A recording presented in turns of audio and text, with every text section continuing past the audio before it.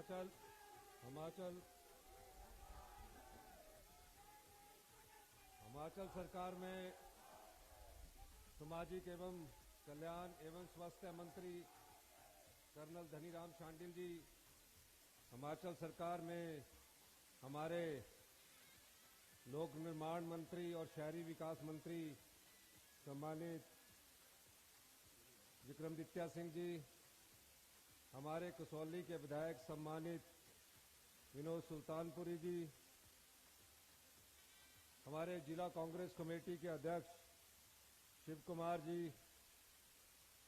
हमारे Jogindra cooperative bank के अध्यक्ष मुकेश जी, सुरेंद्र सेठी जी, रमेश ठाकुर महासचिव, कुशल जेठी जी प्रवक्ता, जगमोहन मल्होत्रा जी, उषा शर्मा मेयर जी, अजय चौहान सेक्रेटरी डीसीसी, सरदार सिंह पार्षद जी, संगीता ठाकुर पार्षद जी, पूजा पार्षद जी, ईशा पार्षद जी, विजय ठाकुर पार्षद ji, Jatin Sani director HP civil supply, Rahul Thakur ji जो कि पूर्व में जिला कांग्रेस कमेटी के अध्यक्ष थे, रोहित शर्मा जी, रोशन ठाकुर जी, मनमोहन महिला कांग्रेस सेवा दल, युवा कांग्रेस अनुराग शर्मा सेवा दल के अध्यक्ष, मंच पर विराजमान सभी सम्मानित प्रदीप सूर्या जी और मंच पर विराजमान सभी सम्मानित अतिथिगण और सोलन के दूर दराज क्षेत्रों से आए सभी बुजुर्ग, माताएं, बहनें, युवा साथी,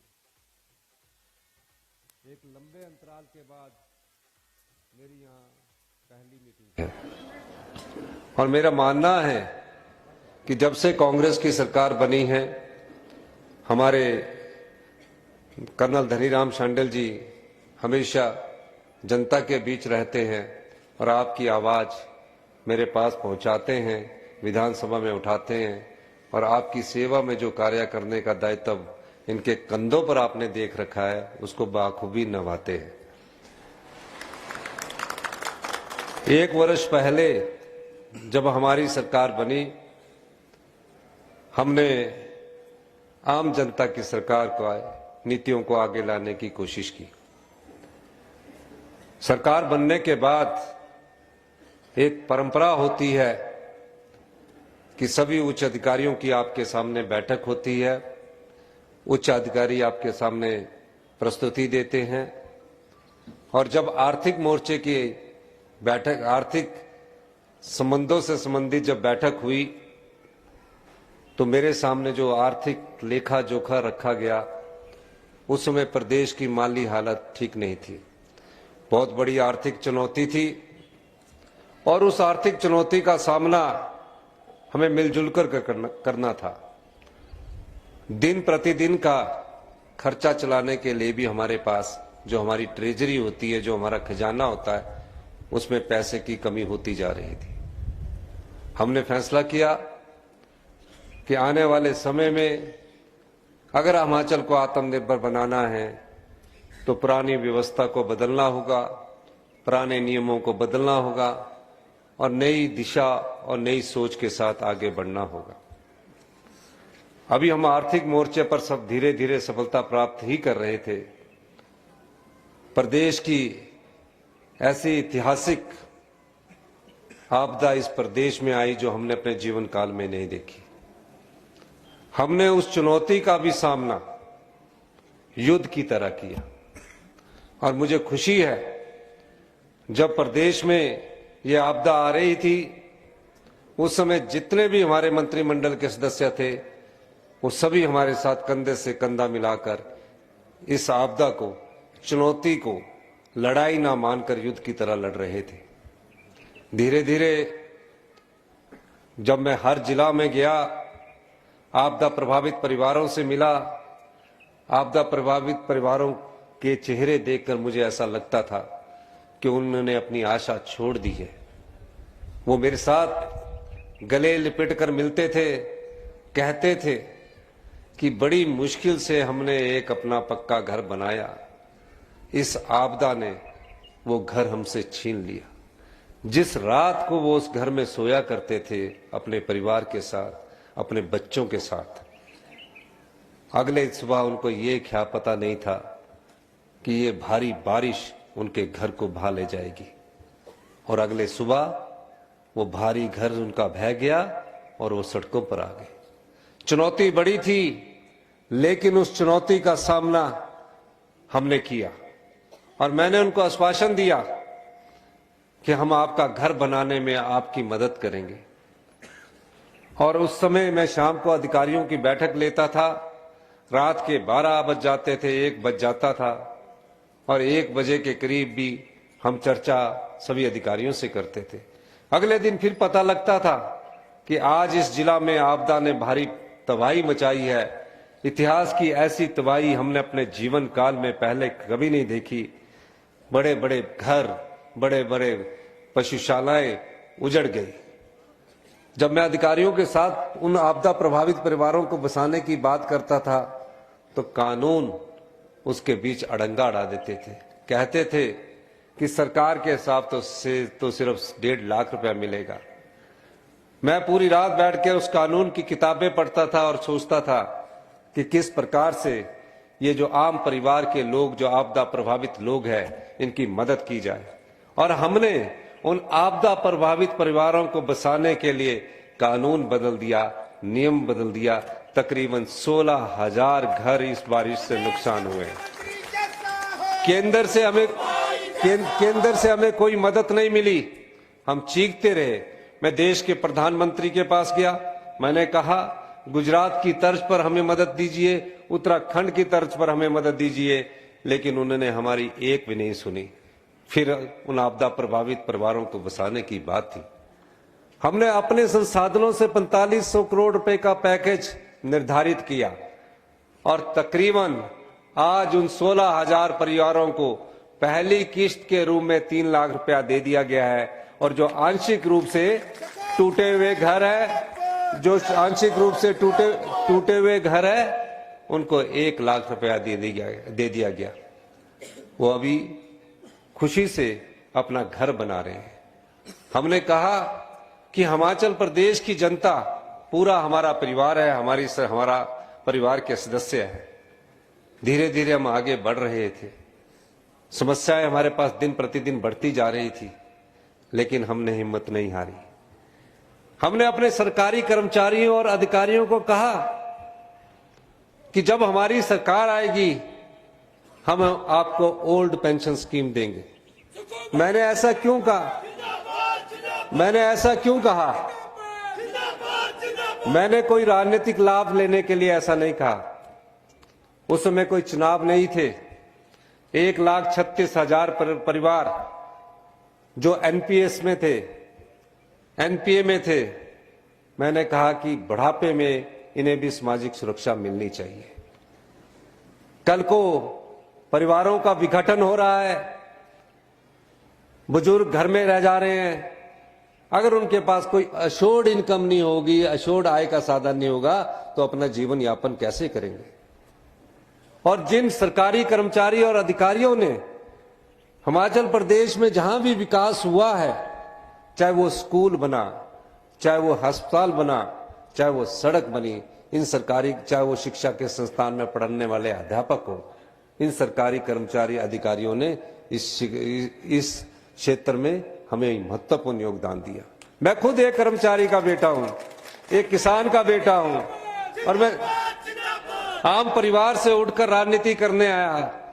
धीरे धीरे 30 साल का संघर्ष करने के बाद मैं जीवन में कभी मंत्री नहीं रहा, लेकिन मुझे जब कांग्रेस पार्टी ने मुख्यमंत्री का पद सौंपा तो मेरे मन में एक ही उद्देश्य था, एक ही प्रेरणा थी कि हिमाचल के आम परिवार के लोगों की, हिमाचल के आम जनता की, हिमाचल के गरीब परिवार की पीड़ा जो मेरे दिल में थी, उससे मैं उनकी सेवा करूं। और आज मैं उस सेवा में आगे बढ़ने की कोशिश कर रहा था कि भारतीय जनता पार्टी ने किसी ना किसी तरह से इस सरकार को गिराने का षड्यंत्र रचा। षड्यंत्र रचते, लेकिन ऐसे समय षड्यंत्र रचा जब जनता के बल बोर्ड पर वो चुनाव नहीं जीत सके, तो धन के बल से उन्होंने विधायकों की जो खरीद फरोख्त की। आज वो विधायक इस दरवाजे से उठकर दूसरे दरवाजे में जा रहे हैं, ऋषिकेश के ताज होटल में बैठे हैं। 10 दिन से उन्हें अपनी जनता की सुध नहीं है, लेकिन कुछ लोग लोकतंत्र की रक्षा के लिए खड़े होते हैं और कुछ लोग लोकतंत्र की हत्या करने के लिए दिन प्रतिदिन होटल में जा घूमते नजर आ रहे हैं। हम फिर भी, और मैं ये दावे के साथ कह सकता हूं कि हमारी सरकार पूरे 5 साल चलेगी और जब 5 साल जब हमारी सरकार चलेगी, हम जनता की अदालत में जाएंगे।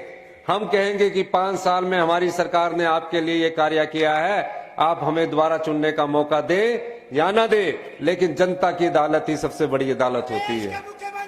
आज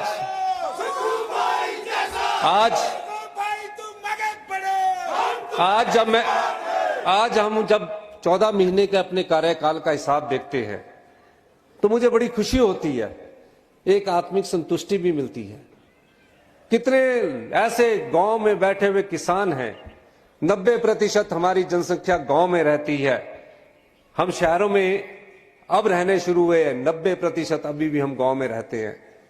और गांव में रहने वाले किसान के मन में क्या दर्द होता है, क्या पीड़ा होती है, मैं जानता हूं। मैं देखता था कई बार उनकी जमीन का तकसीम होना है, कई बार उनकी रजिस्ट्रेशन होनी है, पटवारी साहब तक नहीं मिलते थे, इंतकाल तक करने के लिए पटवारी नहीं मिलते थे। हमने राजस्व कानून बदल दिया और उस राजस्व कानून की मदद से आज मैं दावे के साथ कह सकता हूं कि 90,000 परिवारों का इंतकाल हुआ और 7,000 लोगों की तकसीम हुई। ये कांग्रेस की आम पार्टी की, ये कांग्रेस की आम आदमी की सरकार है। हम तो 30 साल संघर्ष करते रहे। मैं छात्र जीवन में था, तब भी एनएसओ का मैं प्रेसिडेंट का प्रेसिडेंट था, यूनिवर्सिटी में पढ़ा करता था। युवा जीवन में आया, युवा कांग्रेस का कांग्रेस पार्टी ने अध्यक्ष बनाया। सत्ता की भूख हमें नहीं थी, हमें सत्ता की भूख नहीं है, लेकिन ये कुर्सी आप लोगों की है। इस कुर्सी में जो बैठा हुआ व्यक्ति है वो आपका दर्द जानता है, आपकी पीड़ा जानता है, आपके हर प्रकार से उस दर्द को बांटने की कोशिश कर रहा है। आज मैं आपको बताना चाहता हूं, 40 साल से ऐसी व्यवस्था चलती आ रही है। एक सरकार आई, दूसरी सरकार चलेगी, रूटीन से गवर्नमेंटें चलती थी। एक पुराना ढंग था, आके 5 साल बाद जनता ने बदल दिया। हम उसके लिए नहीं आए हैं। मैंने कई बार कहा कि हम सत्ता सुख के लिए नहीं आए हैं, बड़ी बड़ी गाड़ियों में घूमे, बड़े बड़े होटलों में चले। हम सत्ता में व्यवस्था परिवर्तन के लिए आए हैं और ये व्यवस्था परिवर्तन के कारण ही है जो आज हमारी ईमानदारी और पारदर्शी सरकार को गिराने की जो लोग कोशिश कर रहे हैं, उनके आप बैकग्राउंड देखिए, पिछला इतिहास देखिए कि वो किस प्रकार धन बल के बलबूते पर राजनीति कर रहे हैं। और धनबल किसका? आप लोगों का है। आप जानते हैं, जब मैंने दूसरा बजट प्रस्तुत किया, हमने एक साल में 2200 करोड़ रुपए का राजस्व कमाया। 2200 करोड़ रुपए का राजस्व हमने उस भ्रष्टाचार पर लगाम लगाई, उस भ्रष्टाचार में जो आपके पिछले दरवाजे से बाहर जा रहा था, मैंने उस दरवाजे को बंद किया। शराब के ठेकों की नीलामी होती थी, रिन्यू होता था, हर साल शराब के ठेके रिन्यू हो जाते थे, सिर्फ आय 10% बढ़ती थी, यानी कि 160 करोड़ रुपए। हमने शराब के ठेकों की नीलामी की और 500 करोड़ रुपए की आय आप लोगों के लिए राजस्व अर्जित किया। कई और प्रकार से हमारी चोरी हो रही थी, मैंने उन दरवाजों को भी बंद किया। बड़े बड़े उद्योगपति हमारे को प्रलोभन देने की कोशिश करते रहे, लेकिन हम उन प्रलोभनों के लालच में नहीं आए। हमने कहा ये जनता का पैसा है, हिमाचल के गरीब आदमी का पैसा है, हिमाचल के किसान का पैसा है, हिमाचल के दुकानदार का पैसा है। इस पैसे पर हिमाचल की जनता का अधिकार है। इसको हम लुटने के लिए सत्ता में नहीं बैठे हैं, हम इसको बचाने के लिए और जनता की सेवा के लिए सत्ता में बैठे हैं। और आज मैं कह सकता हूं,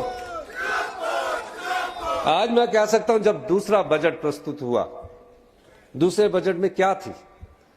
उस बजट से पहले राज्यसभा का चुनाव था। राज्यसभा के चुनाव में हमने कभी कल्पना भी नहीं की थी कि जिस हाथ के निशान पर वो लोग चुनकर आए हैं, जिस पार्टी को हम मां का दर्जा देते हैं, उस पार्टी को, उस मां को आप धोखा दे देंगे। और देखिए, 26 तारीख को 27 तारीख की वोटिंग के बाद वो विधानसभा आते हैं।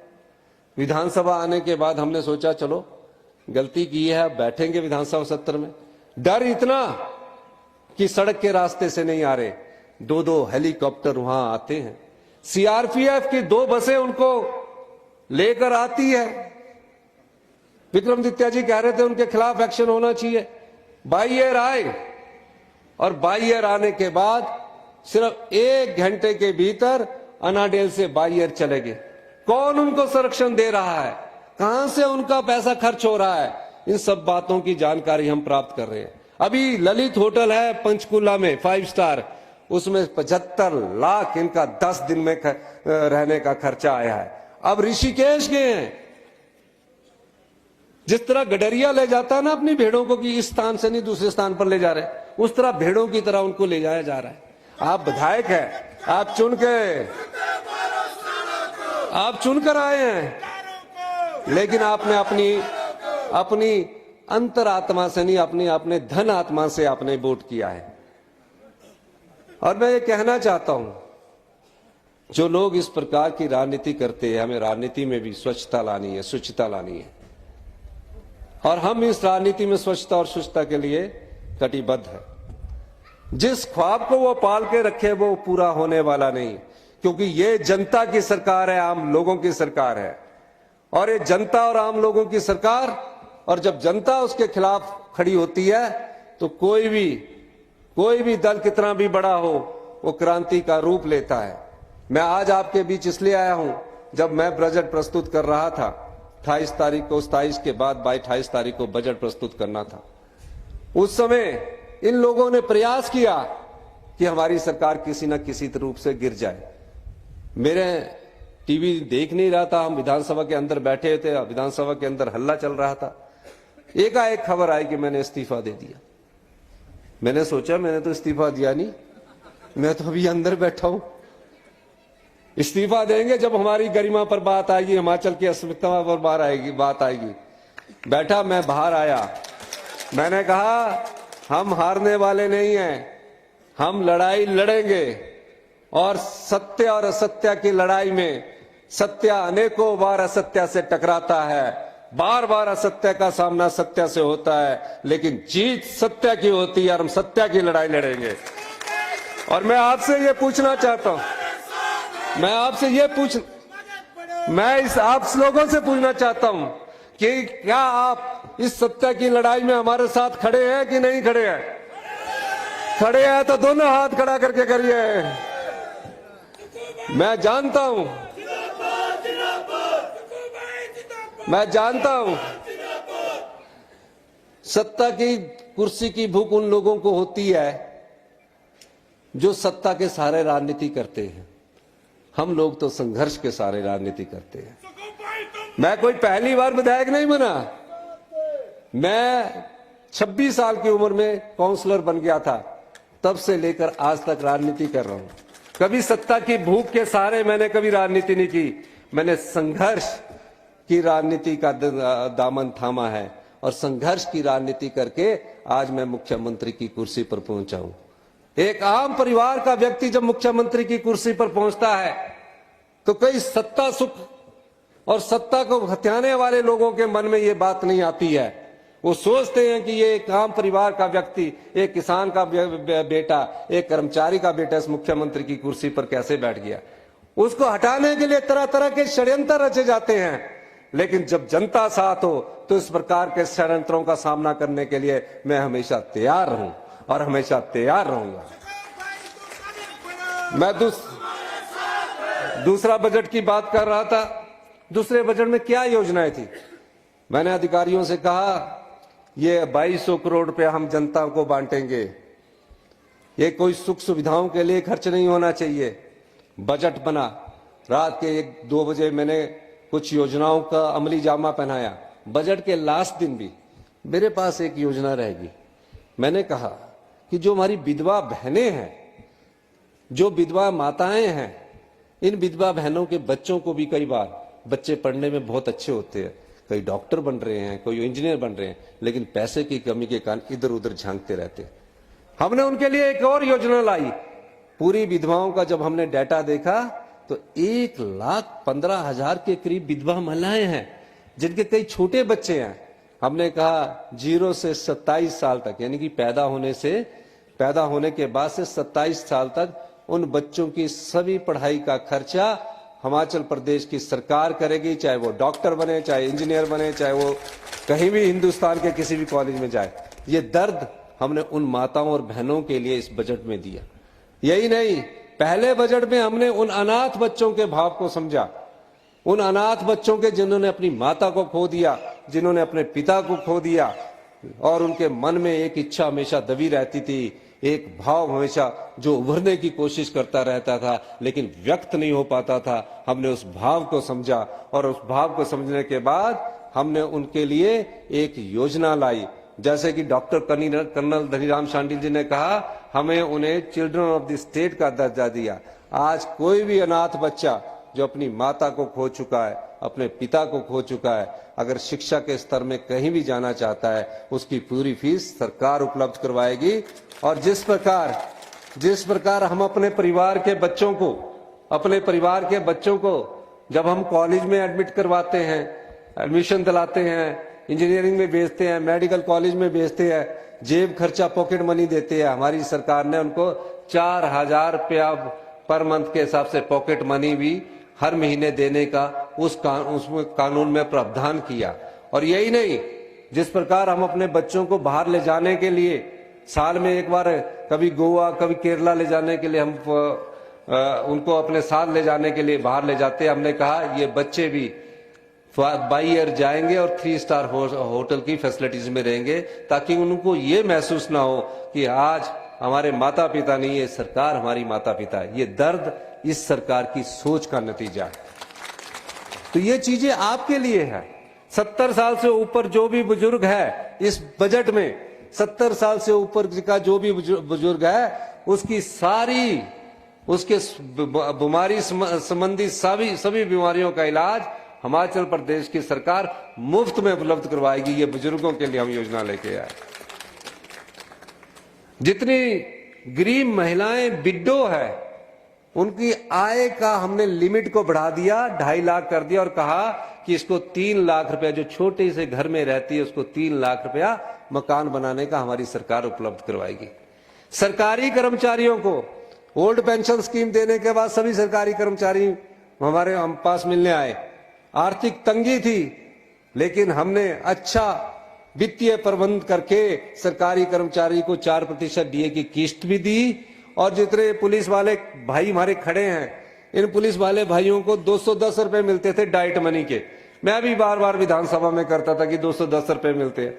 मेरे पास अधिकारी कागज लाए, 210 से 400 कर दो। मैंने बोला कितने साल से 210 मिल रहे? कहते जी 10 साल से 210 मिल रहे। फिर 400 के बाद 600 कर दो। मैंने बजट के 4 बजे सुबह उठकर मैंने वहां 1,000 रुपए कर दिया और 210 से 1,000 रुपया डाइट मनी पुलिस वालों को दी, क्योंकि ये पैसा आपका है। हिमाचल कर्जे के नीचे गलत नीतियों के कारण गया। हिमाचल कर्जे के नीचे गलत नीतियों के कारण गया। जो चीज आपको मिलनी चाहिए थी वो गलत नीतियों के कारण इन्वेस्टमेंट ड्रेन हो गया, यानी कि इन्वेस्टमेंट बाहर चला गया। हम सही नीतियों को आगे बढ़ा रहे हैं। कुछ लोगों को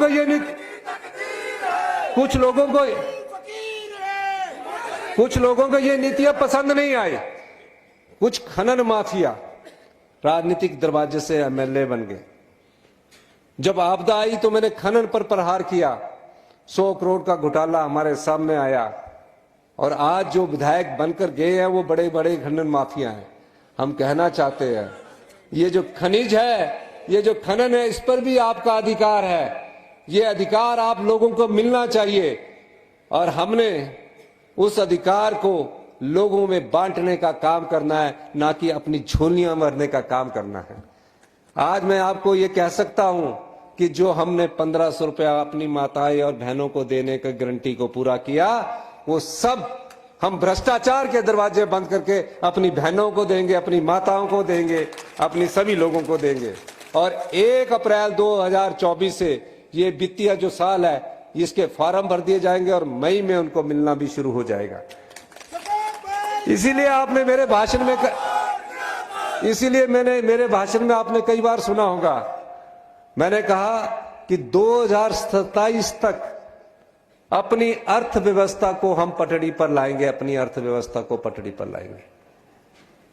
भारतीय जनता पार्टी के नेताओं ने सरकार आंखें मूंद करके चलाई, हम आंखें खोलकर जो धन कमा रहे और जनता के बीच बैठ रहे हैं, और 2032 तक आप गर्व महसूस करेंगे, आप गौरव महसूस करेंगे कि हम हिंदुस्तान के सबसे समृद्धशाली और अमीर राज्य बनेंगे।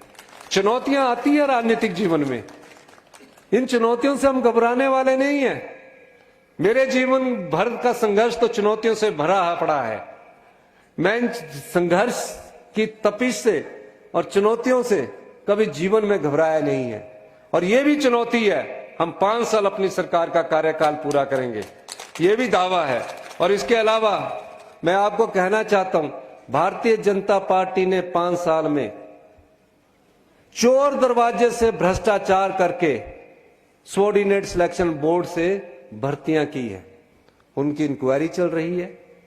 मुझे पता लगा, बेटे बेटियां मेरे पास आई, रात के 11 बजे मुझे मिली, मैं ऑफिस में था, कि मैं 90% नंबर लेने के बाद भी सिलेक्ट नहीं हो पा रही हूं।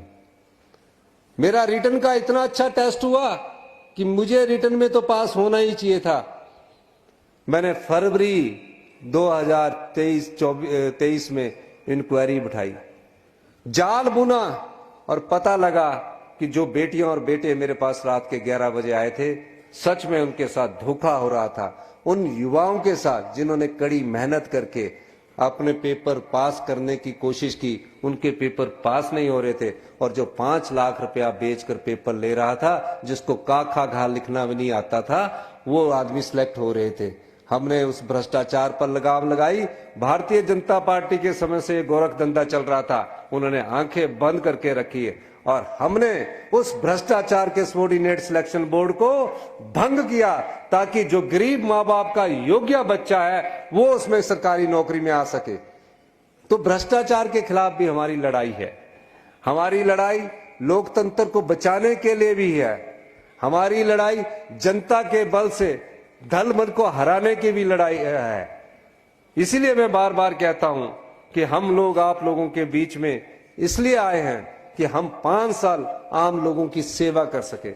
आज किसान की आर्थिक समृद्धि बढ़ाने के लिए कोई कल्पना भी नहीं कर सकता कि गांव में रहने वाला जो एक गाय, एक पशु पालकर रहता है, हमारे सभी बुजुर्ग गांव में रहते हैं, हमारी माता गांव में रहती है, किसान है, उसको अगर उसने कोई पशु गाय रखी है, तो हमने कहा कि आपसे सरकार गाय का दूध 45 रुपए प्रति किलो के हिसाब से खरीदेगी। अगर आप 50 रुपए बाजार में बेचना चाहते हैं, आप बेच सकते हैं। ये योजना अभी धरातल पर आएगी, और धीरे धीरे हमारा गांव का जो किसान है वो भी आत्मनिर्भर बनेगा, क्योंकि 90% जनसंख्या को आत्मनिर्भर बनाने के लिए हमें इस प्रकार की योजनाएं लानी पड़ रही है। यही नहीं, प्राकृतिक खेती में आप जानते हैं शिक्षा के स्तर पर आप कौन से स्तर पर पहुंच गए हैं, जो क्वालिटी है, जो कि गुणात्मक शिक्षा में आप कौन से स्तर पर है प्रदेश में, देश में। शिक्षा का स्तर इतना नीचे हो गया। स्कूल खोलना मकसद नहीं है। अगर आप सोचते हैं स्कूल खोल दो बच्चे आ जाएंगे, अगर उसमें गुणात्मक शिक्षा ही ना मिले तो ऐसे स्कूल खोलकर क्या फायदा है। 18वें स्थान पर पहुंच गया गुणात्मक शिक्षा में। मैंने बैठकें की, शिक्षा मंत्री के साथ बैठक की, सभी मंत्रिमंडल के सदस्यों से बैठक की। मैंने पाया कि बच्चों में आत्मविश्वास की कमी है। मैं खुद गवर्नमेंट स्कूल से पढ़ा हूं, तब तो हमारे पास बैठने के लिए टाट हुआ करती थी, 8वीं में बेंच मिलते थे। लेकिन जब हमने देखा कि गवर्नमेंट स्कूल के बच्चों में योग्यता भी है, थोड़ी विश्वास पैदा करना है, हमने उस पूरी शिक्षा स्तर को, प्रणाली को चेंज करने की कोशिश हम कर रहे हैं, जिसमें पहले चरण में हम इंग्लिश मीडियम गवर्नमेंट स्कूलों में शुरू करने जा रहे हैं अगले एकेडमिक सेशन से, ताकि बच्चे को यह ना लगे कि मैं एक प्राइवेट स्कूल में पढ़ने वाला बच्चा अच्छा है और गवर्नमेंट स्कूल में पढ़ने वाला अच्छा नहीं है।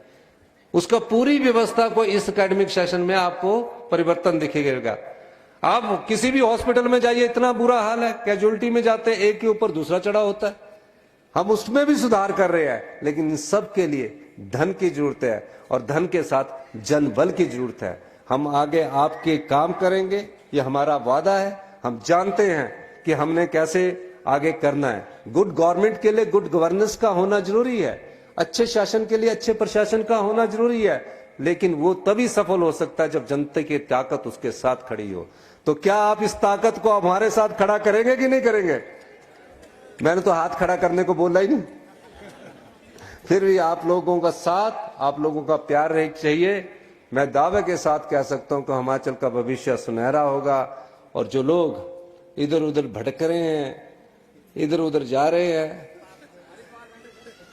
अब वो ऋषिकेश गए हैं, कुछ ध्यान लगाकर अगर योगा करेंगे तो उन्हें पता लगेगा कि हमने गलती की है। और जो गलती करता है उसे पता है कि किस प्रकार की गलती की है। हम यही कहना चाहते हैं कि जो अगला चुनाव होगा, जिसमें ये 6 लोग द्वारा चुनाव में जाएंगे, क्योंकि ये डिस्क्वालीफाई हो चुके हैं।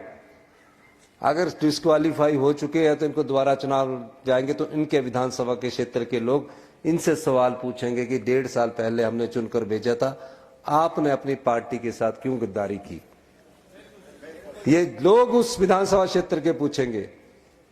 इन्हीं शब्दों के साथ जो हमारे धनीराम शांडिल जी ने कुछ मांगे रखी है, काफी साल से यहाँ पार्किंग की समस्या है, पीछे जगह है, और हम इस पार्किंग की समस्या का समाधान भी करेंगे। और उसके लिए तकरीबन इसका काम शुरू हो जाए अगर फॉरेस्ट में, मैं 10 करोड़ रुपए देने की घोषणा करता हूँ।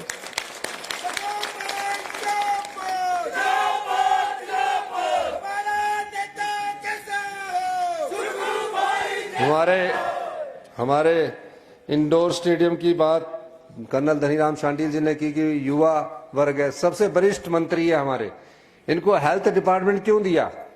इसलिए दिया कि जिनकी हेल्थ इस उम्र तक अच्छी है वो हेल्थ डिपार्टमेंट अच्छा चलाएंगे। तो ये बताएंगे कि मैं कैसे हेल्थ हमारी अच्छी है। इन्होंने युवाओं के बारे में सोचते रहते हैं कि हमारे यहाँ नशा है। कई बार मेरे पास आकर विधानसभा में बात करते हैं कि हम, मेरे को युवाओं के लिए एक इंडोर स्टेडियम बनाना चाहिए।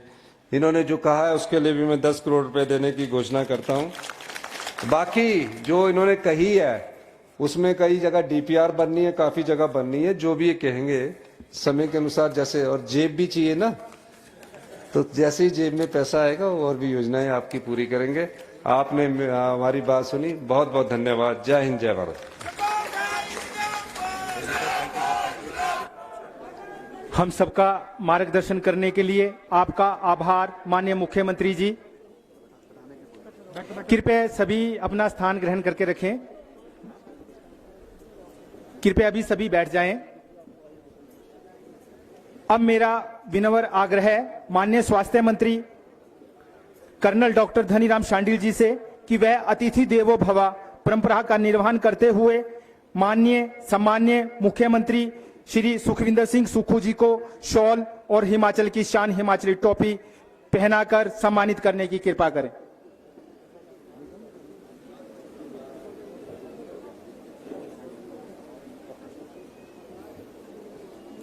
जोरदार तालियों से स्वागत करें, अभिनंदन करें। मान सम्मान के लिए निवेदन ब्लॉक कांग्रेस समिति के अध्यक्ष श्री संजीव ठाकुर जी से कि वह माननीय लोक निर्माण मंत्री श्री विक्रमादित्य सिंह जी को सम्मानित करने की कृपा करें।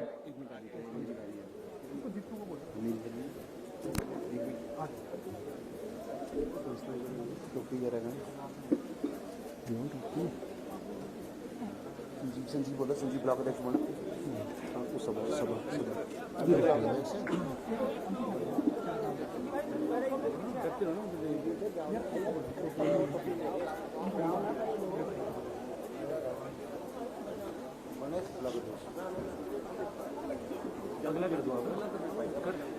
निवेदन सिटी कांग्रेस के अध्यक्ष श्री अंकुश सूजी से कि वह माननीय विधायक कसौली विधानसभा श्री विनोद सुल्तानपुरी जी को भी सम्मानित करें।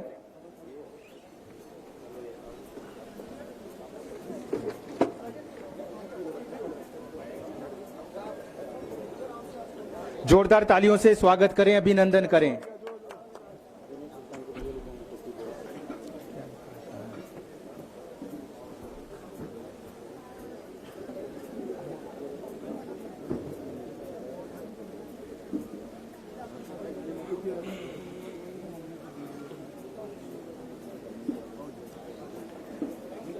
निवेदन रहेगा जिला कांग्रेस समिति के अध्यक्ष श्री शिव कुमार जी से और अन्य पदाधिकारियों से कि वह माननीय मुख्यमंत्री जी को सम्मानित करें। उनके बाद निवेदन रहेगा अध्यक्ष जोगिंद्रा कोऑपरेटिव बैंक श्री मुकेश शर्मा जी से माननीय मुख्यमंत्री जी को सम्मानित करने के लिए।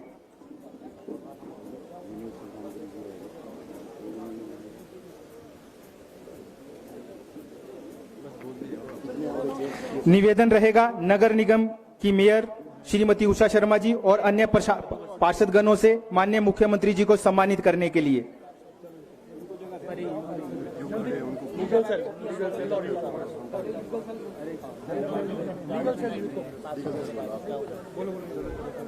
निवेदन रहेगा Shri Rohit Sharma deputy advocate general और